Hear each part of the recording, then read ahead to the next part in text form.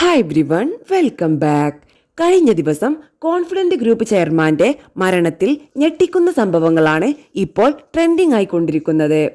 ആ വീഡിയോയിൽ അയാൾ പറയുന്നത് ഇങ്ങനെ: കോൺഫിഡന്റ് റോയി കോൺഫിഡന്റ് ഒന്നും ആകാതിരുന്ന കാലത്ത് HP-യിലൊക്കെ വർക്ക് ചെയ്തതിനു ശേഷം പിന്നീട് ഈ സ്ഥാപനത്തിൽ വന്നു കയറുന്നു.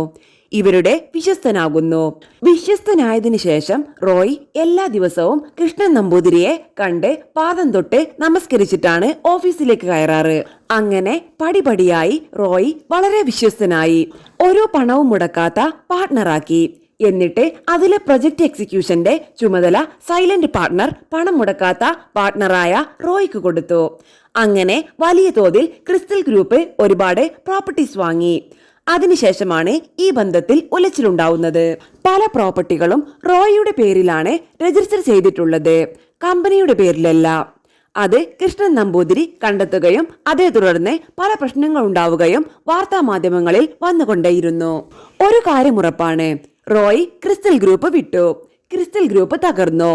ക്രിസ്റ്റൽ ഗ്രൂപ്പിന്റെ ഒരുപാട് പ്രോപ്പർട്ടീസ് റോയ്ക്ക് വിട്ടുകൊടുക്കേണ്ടി വന്നു, ജീവനക്കാരെയടക്കം. ഇതാണ് പ്രധാന സംഭവം.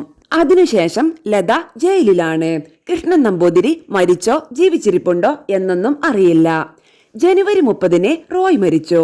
ഇപ്പോൾ മാധ്യമങ്ങൾക്ക് ആദ്യത്തെ ആവേശമൊക്കെ നിലച്ചു. ആദ്യം പറഞ്ഞത് നരേന്ദ്രമോദി റോയിയെ കൊന്നു എന്നൊക്കെ. ഇപ്പോൾ ഒന്നും അറിയേണ്ട, കാരണം ആത്മഹത്യാക്കുറിപ്പ് കണ്ടെത്തി. മരണം നടന്ന സ്ഥലത്ത് നിന്നല്ല അത് കണ്ടെത്തിയത്. റോയിയോട് സീൽ വെച്ച പേപ്പറുകൾ കാണിക്കാൻ പറഞ്ഞപ്പോഴാണ് സ്വന്തം തോക്ക് കൊണ്ട് സ്വയം വെടിവെച്ചത്. അതിനു മുൻപ് 9 പേജുള്ള ആത്മഹത്യാക്കുറിപ്പ് കിട്ടി. അപ്പോൾ ഇതിൽ നിന്നും എന്ത് മനസ്സിലാക്കണം? ആത്മഹത്യ ചെയ്യേണ്ടി വരുമെന്ന് അദ്ദേഹത്തിന് നേരത്തെ ബോധ്യമുണ്ട്.